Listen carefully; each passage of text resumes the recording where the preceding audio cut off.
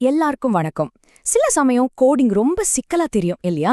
ஆனா இன்னைக்கு நாம ரொம்ப கஷ்டமான கோடிங் ஐடியாக்களை கூட நம்ம அன்றாட வாழ்க்கையில பாக்குற சிம்பிளான உதாரணங்களை வச்சு எப்படி ஈஸியா புரிஞ்சுக்கலாம்னு பார்க்க போறோம். சரி, உங்ககிட்ட ஒரு சிம்பிள் கேள்வி. ஒரு 10 ஃப்ரெண்ட்ஸுக்கு நீங்க ஒரு ஸ்பெஷல் ட்ரிங்க் ரெடி பண்ணணும்னு வச்சுக்கோங்க. ஒவ்வொருத்தருக்கும் 3 பேக்கெட் ஃப்ளேவர் மிக்ஸ் வேணும். இப்போ இதை நீங்க எப்படி செய்வீங்க? இதுக்கும் கோடிங்க்கும் என்ன சம்பந்தம்னு நீங்க யோசிக்கலாம். ஆனா இதுக்கான பதில்ல தான் ஒரு முக்கியமான ப்ரோக்ராமிங் கான்செப்ட் ஒளிஞ்சிருக்கு. அந்த கான்செப்ட் பேரு தான் லூப். சிம்பிளா சொல்லணும்னா ஒரு வேலைய திரும்ப திரும்ப செய்ய சொல்றது.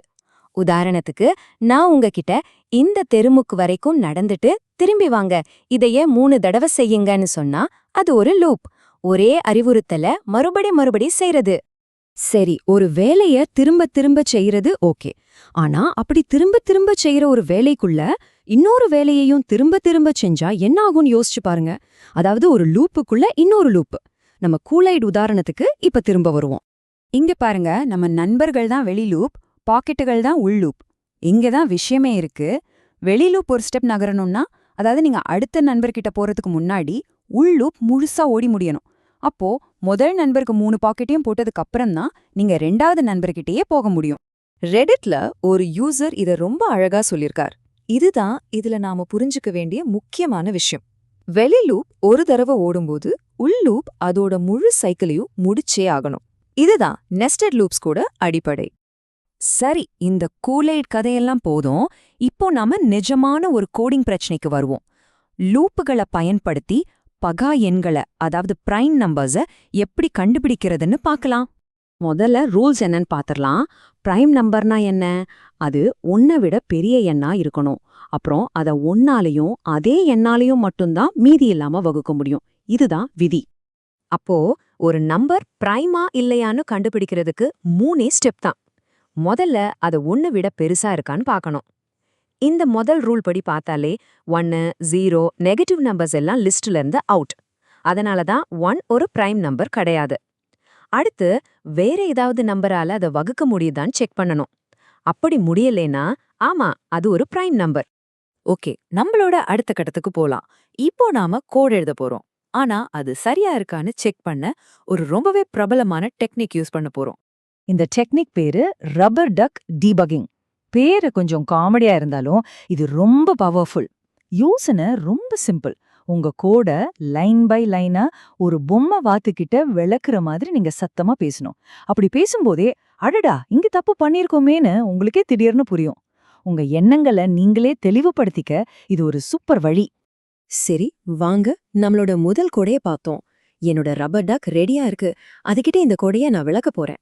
ஓகே டக், நல்ல கவனி. இந்த வெளிலூப் என்ன பண்ணுதுன்னா 2ல இருந்து 1000 வரைக்கும் இருக்கிற ஒவ்வொரு நம்பரையா எடுத்து செக் பண்ணுது. இதுதான் நம்மளோட மெயின் சைக்கிள்.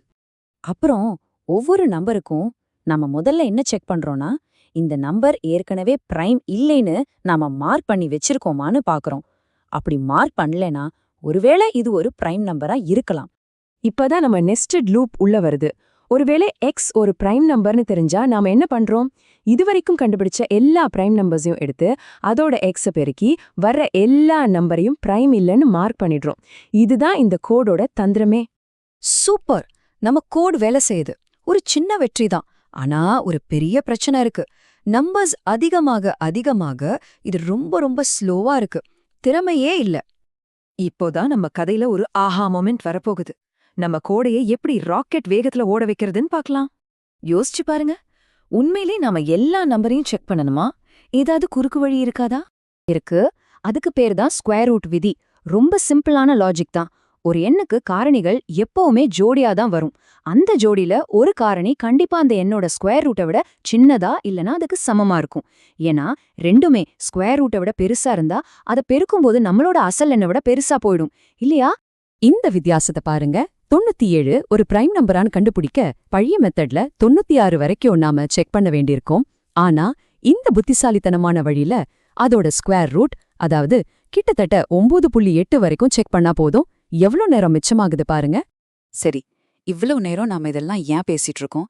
இந்த பயணத்திலிருந்து நாம என்ன கத்துக்க வேண்டியிருக்கு? நம்ம அன்றாட வாழ்க்கையில யூஸ் பண்ற லாஜிக்க வச்சே சிக்கலான கோடையை கூட புரிஞ்சுக்க முடியும். ஒரு பிரச்சனைய சத்தமா பேசி பார்க்கறது எவ்ளோ பவர்ஃபுல்னு தெரிஞ்சுக்கிட்டோம். ஒரு சின்ன லாஜிக் மாற்றம் நம்ம புரோகிராமை எவ்ளோ வேகமாக்கும்னு பார்த்தோம். கடைசியா பெரிய பிரச்சனைகளை சின்ன சின்னதா திரும்ப திரும்ப செய்யக்கூடிய படிகளா உடைச்சா போதும்.